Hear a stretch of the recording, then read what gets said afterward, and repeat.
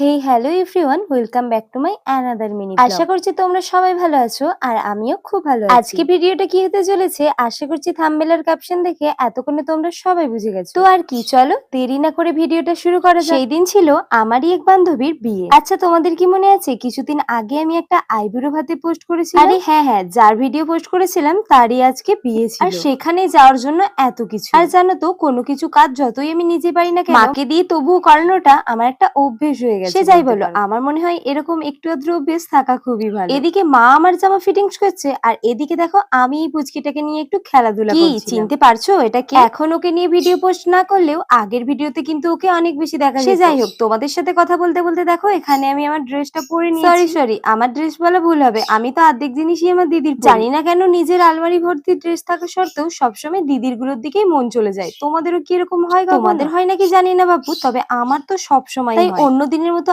আজও আমি দিদিরই একটা জামা পরেছি। সে নয়, জামাটা আমি পরে নিলাম, এরপরেই ছিল আমার সব থেকে ঝামেলার কাজ। আর আশা করছি সেটা নতুন করে তোমাদের বলার দরকার নেই। প্রায় প্রত্যেকটা ভিডিওতে এই একই কথা আমায় বারবার বলতে হয়। এই দেখো না, একবার চুল বেঁধে আমার ঠিক পছন্দ হয়নি, তাই আবারও খুলে ফেলেছি। জীবনে মনে হয় কখনো আমি একবারে চুল বেঁধেছি বলে আমার মনে পড়ে না। যতই যেভাবে হোক চুল বাঁধি না কেন, ঠিক লাস্ট পর্যন্ত আমায় খুলে সেটাকে আবার অন্য স্টাইল করে। তাই চুল বাঁধাকে দূরে ফেলে দিয়ে আমি শুরু করে দিলাম মেকআপ। এই মেকআপ শেখার আগে আমি যে কিভাবে বিয়ে বাড়ি যেতাম সেটা তোমাদের সাথে শেয়ার করার মতো না। তাও বলছি, শুধুমাত্র লিপস্টিকটাকে ঘষে নিয়ে কোনো রকম চুল বেঁধে চলে যেতাম বিয়ে বাড়ি। এখন মেকআপ শিখেছি, মেকআপ করবো না এটা তো হতেই পারে। তো যাই হোক, তারপর 5 সখী এক হয়ে চলে এলাম আর এক সখীর বিয়ে। তো যাই হোক, তারপরে ওকে গিফটটা দিয়ে ওর সাথে দেখা করে এখানে চলে এলাম স্টলের কাছে। আর এখানেই আমরা প্রথমে খেয়ে নিয়েছিলাম, আর তার মধ্যেই দেখলাম ওর বড় অলরেডি চলে এসেছে। আর সেই জন্যই আমরাও চলে গেলাম ওর বরকে দেখার জন্য। আর তারপর আবারও চলে এসেছিলাম স্টলের কাছে। আর তারপরেই নিয়ে নিয়েছিলাম স্টল থেকে চাটনি ফুচকা। আগের ভিডিওতে কমেন্ট করেছিলেন গোকুল সাহা, বলেছে খুব ভালো লাগে, থ্যাংক ইউ আপনাকে। আমারই বান্ধবী সুস্মিতা বলেছে দারুণ লাগছে, থ্যাংক ইউ অনেক তোকে। এছাড়াও যারা যারা কমেন্ট করেছেন তাদেরকে